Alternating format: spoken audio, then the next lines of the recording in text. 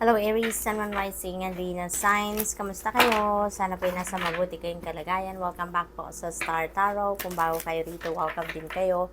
Thank you sa inyong support. I truly appreciate it. God bless you all po. Pauna mensahe ni Aries for today, romance.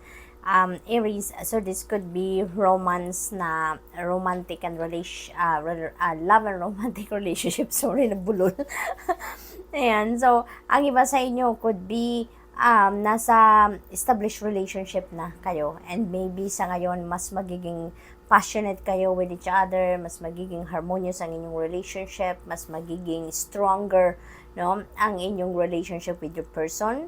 Maaari din na may mga usapin dito ng pag-level up, no, ng inyong romantic relationship. For others of you naman na single at maaaring meron kayong manliligaw or meron kayong nililigawan, no? So this could be also the time na maaaring pumasok na kayo sa love and romantic relationship na yung official na magiging kayo ng maliligaw ninyo or na kung sino man yung nililigawan ninyo, no? What else? We have no. Ayan. So, yung no na to, this is still negotiable, no? Pwede pa tong mabago into a yes. Depende sa inyong sitwasyon, depende sa pag-uusap ninyo. Kung ang pag-uusap na to ay nagsara sa isang no, sa isang hindi pagkakaintindihan, maaring magbalik pa rin kayo dito sa sitwasyon na to, pag-uusap, no? Maybe you're just taking a break from this issue na pinag-uusapan ng kung sino man, no? Between you and kung sino man. At maaring sa pagbabalik ninyo dito sa muling pag-uusap, maaring mabago yung no na ito. So, depende sa inyong pinag-uusapan, depende sa inyong sitwasyon at kung sino yung kausap ninyo, maaring yung no na to, maaring mabago pa rin yan, no, into a yes.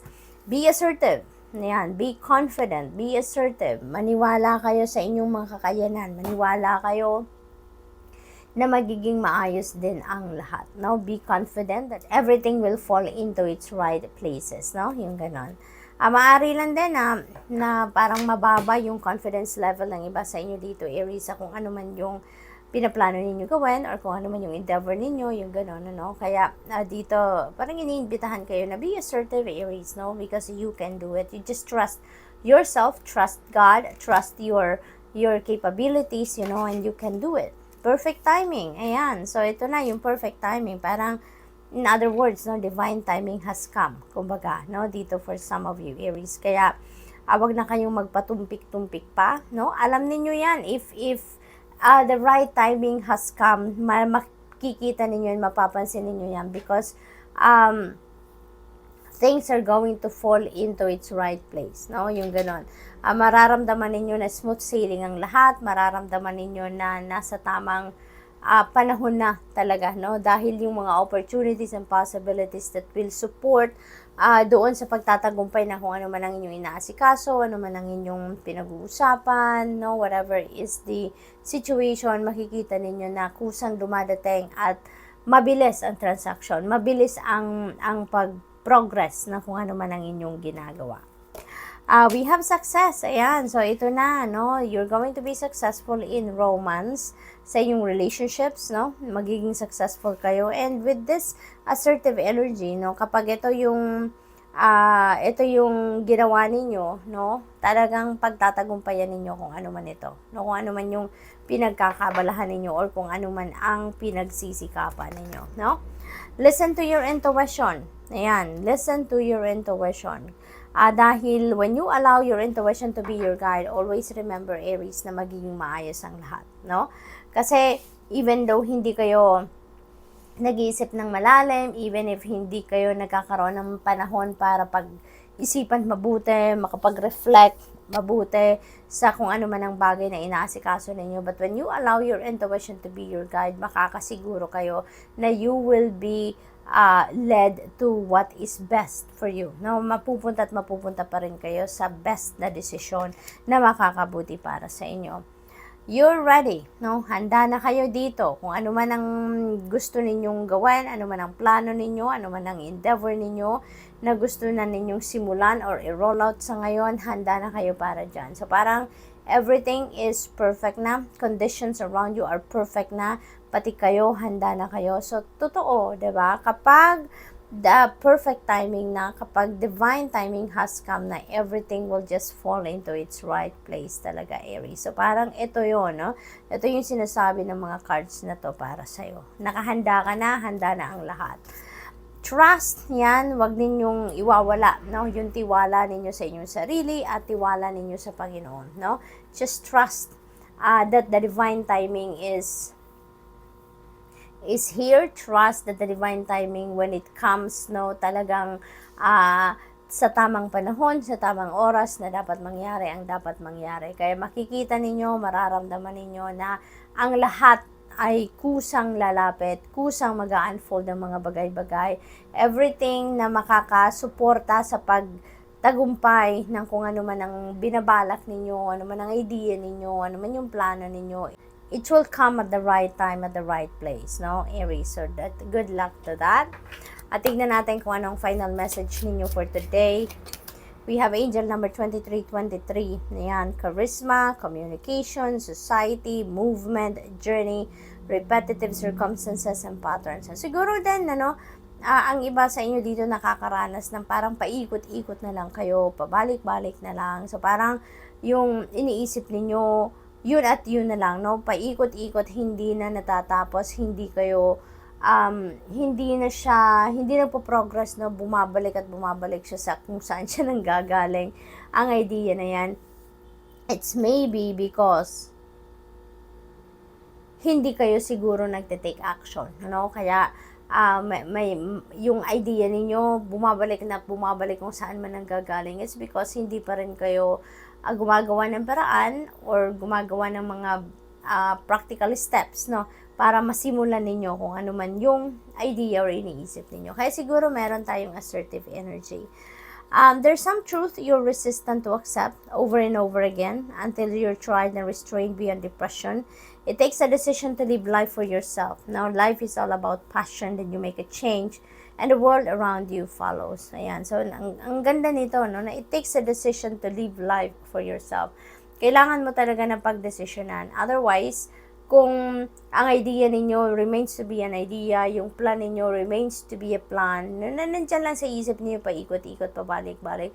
If you are not going to decide that you're going to take action, no, kung paano ninyo paano ninyo ma-manifest yan sa inyong 3D reality, then wala talagang mangyayari, diba? So, good luck, Aries, and that's all I have for you for today. Thank you for watching. Love and light. Namaste. Hello, Leo. Sun, Rising, and Venus signs. Kamusta kayo? Sana po'y nasa mabuti kayong kalagayan. Welcome back po sa Star Tarot. Kung bago po kayo dito, welcome din kayo. Thank you sa inyong support. I truly appreciate it. God bless you all. Tignan natin po kung ano ang mga mensahe ninyo for today. Leo, this is a no. No? At saka yung no na to with exclamation point. So, hindi na to negotiable. So, this is a definite no. Maaring meron kayong pagsasabihan dito ng no. Maaring meron kayong i-refuse, meron kayong i-reject. Or posible din na para sa iba naman sa inyo, maaaring merong marireceive kayo na no answer, no, from someone. So, posible din na ganyan ang ganap. We have let go. Ayan. So, this is a time to let go. This is a time for purging, no, for releasing something na hindi naman dapat na nandiyan dyan sa buhay ninyo, no? Kaya kayo inaanyayahan dito na mag-let go. It's because there's something better than that, no, na parating sa buhay ninyo. And para makapasok yung mga bagong bagay, sitwasyon or experiences sa buhay ninyo, you need to make room, 'di ba, sa sarili ninyo so that you can welcome something new or someone new, no, sa buhay ninyo, Leo. It's about time na for change. Kaya you are being invited here to let go because there will be a transformation that is about to happen very soon. Improving health, this is really beautiful, no? Doon naman sa may mga karamdaman siguro sa inyong katawan, sa physical body ninyo, this is the time na siguro makaka-receive na kayo ng healing energy and maaaring magsimula na kayo na makaramdam ng pag-improve ng inyong nararamdaman, mag-improve na ang inyong physical strength, maaaring magbalik na ang inyong vitality, so maaaring makakaramdam na kayo ng pagganda, no, ng inyong pakiramdam sa inyong physical body. We have peaceful resolution. Ang iba sa inyo dito, Leo, siguro meron kayong hindi pagkakaintindihan with another person. Maaaring ngayon magkakaroon na kayo ng pag-uusap. Maaaring meron na ditong pagganda ng inyong sitwasyon at magkakaroon na kayo dito ng magandang usapan. Maaaring mag-come up kayo with a compromise or maaaring magkaroon na kayo dito ng solusyon sa kung ano man ang hindi ninyo pagkakaintindihan, and maybe mapapatch up na kung ano man yung rough patch na pinagdaanan ninyo recently or in the past, no? So ngayon magkakaroon na ng pagbabate, may reconciliation na magaganap dito. Look for a sign. Ayan, so siguro ang iba sa inyo dito is praying for a sign, or siguro naghihingi kayo ng confirmation or clarity about something, kaya inaanyayahan kayo dito na look for a sign, dahil kung ano yung siguro specific sign na hinihingi ninyo ay makikita nyo na yan, or maybe nagpe-pray kayo for confirmation, nagpe-pray kayo for enlightenment and clarity, and you are being answered through a sign, no? Malalaman din naman ninyo, Leo, no, na kung ang sign na yan ay para sa inyo, lalo na kung mga symbols, synchronicities ang ipapadala sa inyo dito, malalaman din ninyo na yan ay para sa iyo, because those signs, symbols will speak to you, no? Mangungusap yan sa inyo, mararamdaman ninyo at magkakaroon kayo ng, alam mo yun, yung merong papasok na impormasyon sa isip ninyo na yan ay para sa iyo, no? What else? We have reconsider. May mga bagay kayo dito siguro na napagdesisyonan na ngayon kailangan ninyong balikan, no? Balikan. At dahil maaaring may mga na-neglect kayo na mga bagay o impormasyon na siguro importante, no, na makita ninyo or mapansin ninyo, because it might be also, it might help, no, para mas maging maayos, no, ang inyong decision. So you might reconsider to go back to where you started sa paggawa ninyo ng desisyon, and there are things siguro na kailangan ninyong makitang muli, no? Trust, magtiwala lang kayo, huwag kayong mawala ng pag-asa, no? Ano man ang inyong sitwasyon sa buhay, lalo na kung ngayon medyo siguro may challenging situation na pinagdadaanan ng iba sa inyo, Leo, magtiwala lang kayo sa inyong sarili, magtiwala kayo sa inyong kakayanan, at higit sa lahat, magtiwala kayo sa Divine Universe na kung meron mang hindi masyadong magandang sitwasyon na pinagdadaanan ng iba sa inyo dito, trust that everything is going well, everything is going to change for the better, your situation will improve in no time. So, yun lang, no? Wag lang kayong mawawala ng hope and faith sa puso ninyo, because when you are hoping for the best, no? Lagi makakaasa kayo, no, na the best possible outcome will come towards you, no? So keep positive attitude and keep your positive mindset, all right? We have communicate clearly. Ayan, so maaaring ito yung hinihingi ng inyong sitwasyon sa ngayon, lalong-lalo na doon sa pakikipag-usap ninyo sa tao na meron kayong hindi pagkakaintindihan in the past or recently, no? So, communicate clearly kung ano yung nararamdaman ninyo, ano yung gusto ninyong sabihin, ano yung gusto ninyong mangyari, para alam niya, no? Alam ng kausap ninyo kung ano yung saloobin ninyo, ano yung idea ninyo, no? Yun ang mahalaga para magkalinawan kayo, para maging malinaw sa bawat isa kung ano ang nararamdaman ng bawat isa, 'di ba? So communicate clearly and effectively. Yun na siguro ang magiging susi para sa inyong peaceful resolution. Final message ni Leo ay angel number 5555. So, clarity ang mensahe, ang pinakamensahe ng energy na ito. There will be great transformation, major changes, na mangyayari talaga, maraming pagbabago ang mag-unfold sa buhay ninyo sa ngayon. There will be opportunity coming in, fast-paced forward ang mangyayari dito. So, mabilisan dito ang galawan. There is a fast-moving energy around you sa ngayon. You aren't a victim of circumstance. Rather, you are the beneficiary of it. If that weren't the case, life would be pretty dull. You will set yourself up for success in the long run if you are willing to adapt to the shift. Everything is working out for the best. At long last, you are accomplishing what you set out to do. Everything will work out perfectly in the end. So, talaga, diba? If it's meant to happen, it will happen. At kung ano ang best para sa'yo, yun ang ibibigay sa'yo ng universe. So, good luck, Leo. That's all I have for you for today. Thank you for watching. Love and light. Namaste. Hello, Sagittarius, Sun, Moon, Rising, and Venus signs. Kamusta kayo? Sana po'y nasa mabuti kayong kalagayan. Welcome back po sa Star Tarot. Kung bago kayo rito, welcome din kayo. Thank you sa inyong support. I truly appreciate it. God bless you all. Tingnan natin ang mensahe ni Sag. Paunang mensahe po ninyo ay if you believe. Yan. So, napakaganda nito kasi parang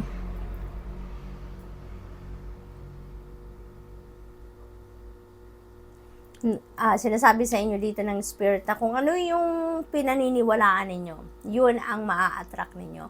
Kung ano ang pinaniniwalaan ninyo, yun ang kind of energy din na dadating sa inyo. So, di ba, law of attraction is always at play, no? And like attracts like. Kaya kung ano yung pinaniniwalaan ninyo na mangyayari sa buhay ninyo, yun ang i-expect ninyo because that is what's going to come towards you, no? Sagittarius.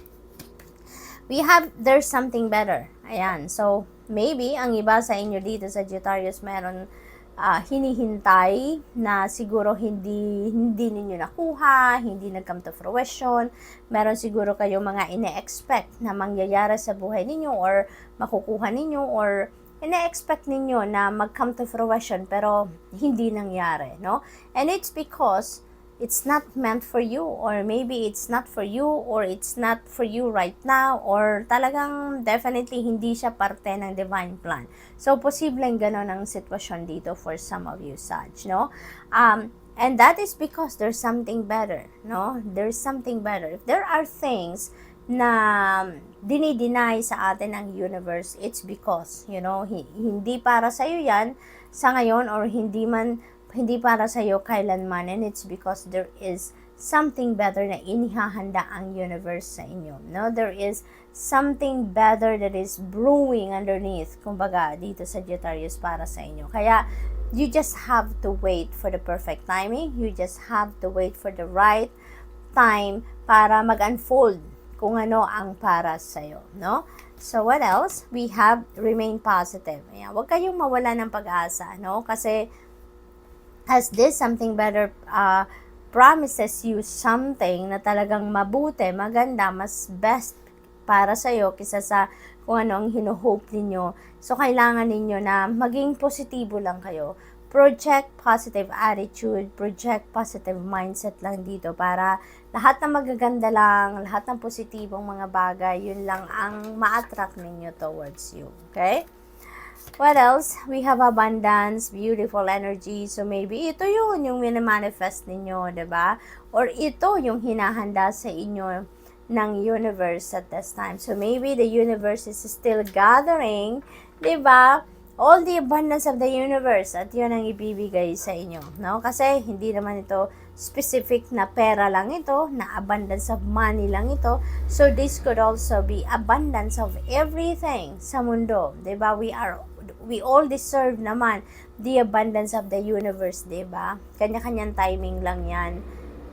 Kaya maaaring yung abundance na to could be abundance of money, abundance of energy, abundance of friendship, abundance of love. It could be anything, Sagittarius, okay?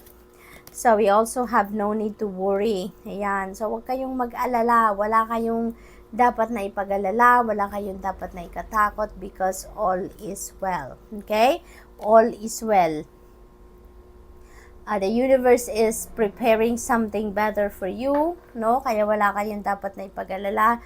Rest assured that your prayers are heard. Rest assured that you are divinely guided, protected, and guarded at all times. Kaya wala kayong dapat na ipag-alala. Magtiwala lang kayo, no? Magtiwala lang. Wait, ayan, you just have to wait, no? Diba? There's something better dito. There is something na it's being denied, no, sa inyo because the universe is preparing something that is way better than what you are expecting. And ang kailangan nyo lang sa ngayon, be patient and wait. Okay? Maghintay lang kayo, perfect timing will come. Alright?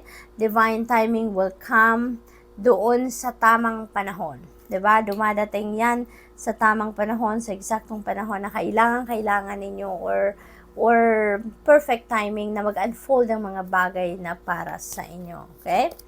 Be assertive. Ayan, be assertive and remain positive. Okay? So, kailangan nyo lang na magtiwala sa inyong sarili, magtiwala sa inyong kakayanan, sa inyong talents, skills, and gifts. And of course, magtiwala din kayo sa Divine Universe at magtiwala kayo sa Divine Plan. Okay? Kung anong para sa'yo, kung anong best para sa'yo, yun ang ibibigay sa'yo.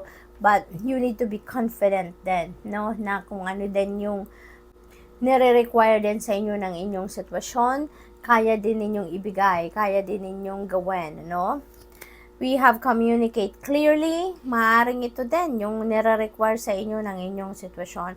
Makipag-communicate kayo ng malinaw, no? Maaring may mga pakikipag-usap kayo na gagawin dito, maaring meron kayong mga meetings, interviews, or kung ano pa man, no, na meron kayong kailangang i-explain siguro, yung mga ganon. So, you need to communicate clearly, express yourself. Express your thoughts, express your feelings, emotions, put them into words para magkaintindihan kayo ng inyong kausap, para maiparating mo ng malinaw kung ano yung nasa loob mo, no, doon sa taong kausap ninyo, okay?